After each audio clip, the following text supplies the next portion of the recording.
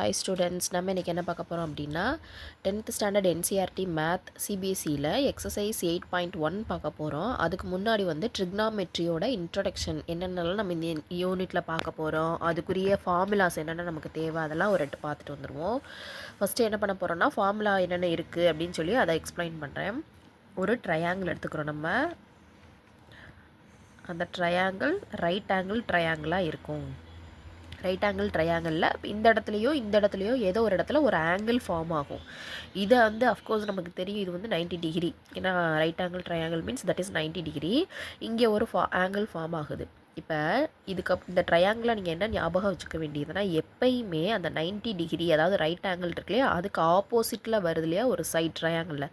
இந்த சைடு வந்து எப்பயுமே அதோட நேம் வந்து ஹைப்போடென்யூஸ்,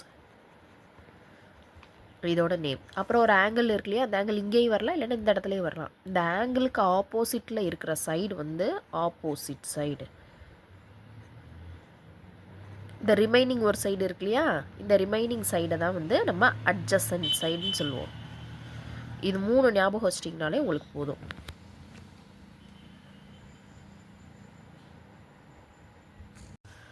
ஓகே, இப்போ இதில் சைன் தீட்டா, அதாவது எனி டிகிரி இந்த இடத்துல இருக்கும். சைன் தீட்டா, காஸ் தீட்டா, டேன்ஜென்ட்டு, அடுத்து கொசீக்கண்ட்டு, சீக்கண்ட்டு, காட் தீட்டா. இதோட வேல்யூ எல்லாமே நம்ம இப்போ எழுத போகிறோம். இந்த ஒரு ட்ரையாங்கிளை வச்சுக்கிட்டே எப்படி எழுத போகிறோம் அப்படின்னா, ஃபஸ்ட்டு சைன் தீட்டா அப்படின்னா ஆப்போசிட் பை ஹைப்போடென்யூஸ், இதுதான் ஃபஸ்ட்டு ஃபார்முலா. அதே மாதிரி காஸ் தீட்டாக்கு அட்ஜசன்ட் பை ஹைப்போடென்யூஸ். இதே டேன்ஜென்ட்டுக்கு என்ன எழுத போகிறோம்னா ஆப்போசிட் பை அட்ஜசன்ட்.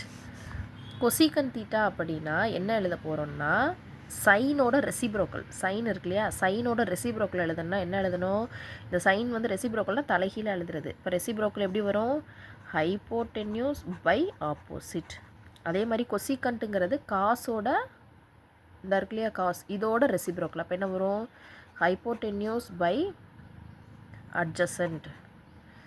இது காட் தீட்டாக்கு என்ன வரும், காட் வந்து டேனோட ரெசிப்ரோக்கல். அப்போ என்ன வரும், அட்ஜசன்ட் பை ஆப்போசிட்.